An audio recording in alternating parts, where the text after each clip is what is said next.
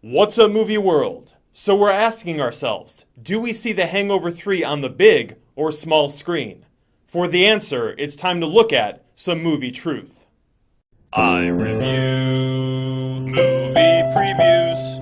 This movie exists. It's an obvious final cash-in on the name, franchise, and stars while they're still marketable, taking the rest of our money while we can still be manipulated and fooled into believing this will be as good as the first one. What about this story in this universe needs to be concluded in such an epic manner? From director Todd Phillips, Mr. Chow is back. Mr. Chow's style of comedy has gone from funny to annoying. The catch-22 of fame is they only build you up to tear you down later. John Goodman is a bad guy. John Goodman only has a small role. Mike Tyson makes a cameo. Mike Tyson is still doing cameos. Mike Tyson will kick your ass if you disparage his cameos in any way. Roller Girl is back. Supposedly, this installment drops the formulaic setup established in the first two films. There's no wedding. There's no bachelor party. There is a funeral. They killed off one of the best characters in the series. Due date's bad lip sync. There's no tiger. There's no monkey. There's a giraffe that gets decapitated during a scene that has a continuity error. Did it duck its head under that previous underpass but get too cocky here and celebrate too early? This kid will be traumatized for life. They're gonna destroy Las Vegas. Oliver Stone stylized low angle. The music in the preview creates a played out tone for lame characters trying to be cool.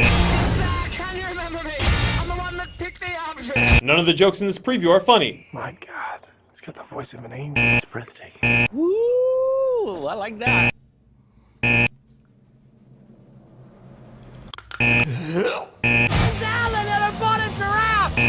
Oh, my life is great! Come on, seriously. A tab joke? Melissa McCarthy cameo. Melissa McCarthy is in everything. Zach Galifianakis was the Melissa McCarthy of 2009. They only build you up to tear you down later. A wacky drugged out camera angle that was already used in the original. Bad guys with pig masks. This is an intervention who probably is depressed after his dad's death, so his family and friends coming together to snap him out of it, and he probably says something like, you know what will snap me out of it? If I can hang with my best buddies again. If we can get the wolf pack together. The term wolf pack. And take a road trip back to Vegas, which was the best memory of his life, in order to get his mojo back or some shit.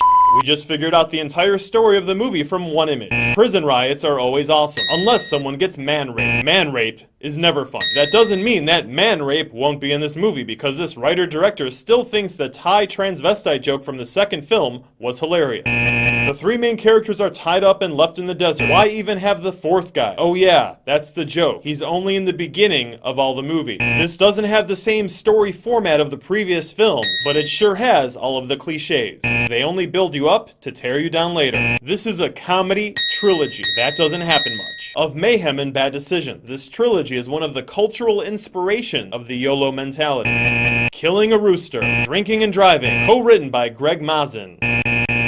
All the comedy here is forced. It's situational, not character-based. The characters here only have outer, not inner journeys. They learn nothing from their adventures, as explained here by Beardface. We've been on a lot of adventures together, but it seems like you haven't learned anything. And as a result, nothing has any lasting impact or genuine stakes. It's like an experience with a Vegas call girl. Pretty, but empty. We pay, we play, we forget. What's the point of struggling through something if it's not going to change you?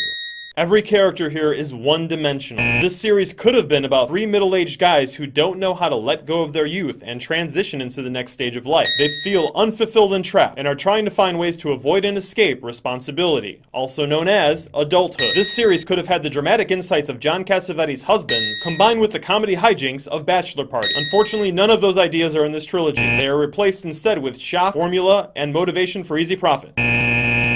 It just maintained story consciousness. While the second film lowered that consciousness because it reused the original's formula and didn't add anything new, this one at least wants to do something different. It won't be as impactful as the first film, but at least its brainwaves are showing some activity. It'll be better than the one that deleted the words Las Vegas and replaced it with Bangkok, but not as good as the one that had creativity and energy behind it. The movie truth totals say, save your money and see it on the small screen. Watch it on Netflix. The original had a budget of $35 million and made $45 opening weekend. Going on to to gross 462 worldwide. The sequel had a budget of 80, making 85 opening weekend and grossing 581 worldwide. At this pace, the budget for the third film will be 100 million and the opening should match that. But will it? Probably not, because the sequel made everyone hesitate about the quality and motivation of this franchise. It's the only big comedy coming out in May, so a laugh-hungry audience might reward it with about 60 million opening weekend, and it'll end up making 400 worldwide. If you've seen the first two movies in the theater, you might feel the nostalgia factor to do the same here again. If you have franchise obsessive compulsive disorder, the feeling that you're incomplete unless you've seen every installment of a film series, you're gonna check this out. Now, it's up to you to choose your movie destiny. Consider yourselves advised. Remember, H-Wood, aka StoryCorp, always gives us more of what we pay for. So let's choose our movies wisely, because our good movie future depends on it. Until next time, long live good movies.